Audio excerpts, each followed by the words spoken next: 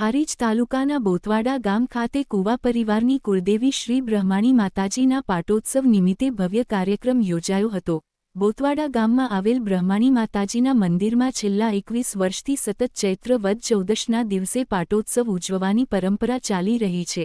આ પવિત્ર યજ્ઞનું આયોજન ખાસ કરીને કુવા પરિવારના બહારગામના સભ્યો દ્વારા કરવામાં આવે છે। આ વર્ષ પણ ભવ્ય યજ્ઞ કાર્યક્રમ સાથે પાટોત્સવની ઉજવણી કરવામાં આવી। યજ્ઞમાં મુખ્ય યજમાન તરીકે મહેશભાઈ ચૌધરી તથા તેમનો પરિવાર હાજર રહી શુભ કાર્યમાં સહભાગી બન્યા હતા। કાર્યક્રમ દરમિયાન ચૌધરી સમાજના વિવિધ ગામોના ભાઈઓ અને બહેનો ઉમંગ અને ભક્તિભાવ સાથે ઉપસ્થિત રહ્યા હતા। યજ્ઞમાં ભક્તિપૂર્વક ભાગ લઈ તમામે માતાજીનું આશીર્વાદ મેળવ્યું હતું।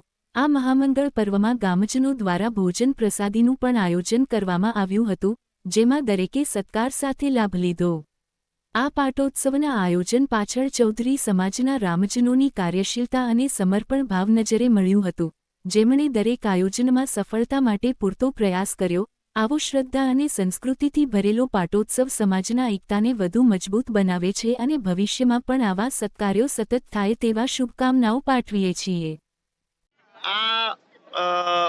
બ્રહ્માણી માની પ્રતિષ્ઠા છે। આ ક્યારે પ્રતિષ્ઠા થઈ? આ કેટલા ગામની પરિવાર માતા આવે? 12 ગામનો પરિવાર છે।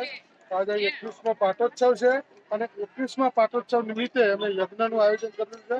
આમ તો દરેક પાટોત્સવ વખતે યજ્ઞ હોય જ છે, પણ આનો 21મો પાટોત્સવ છે અને દેવધર બ્રહ્માણી માતાજીના યજ્ઞનું અને 14 આયોજન હોય છે। દર ચૈત્ર મહિનાની 14ના દિવસે આ પાટોત્સવ હોવાની યજ્ઞનું આયોજન હોય છે।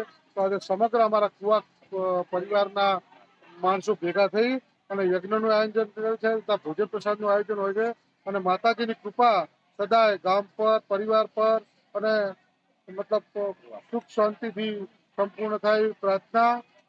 કેટલા પરિવારની આ કુળદેવી કેટલા ગામમાં સમાવેશ થાય? 12 ગામના કુળદેવી માતા બ્રહ્માણી માતાજી એટલે કુવા ભક્તો સમગ્ર મતલબ કુળદેવી તો હોય છે, પણ અમારા કુવા પરિવારના કુળદેવી 12 ગામોમાં સમાવેશ થાય છે।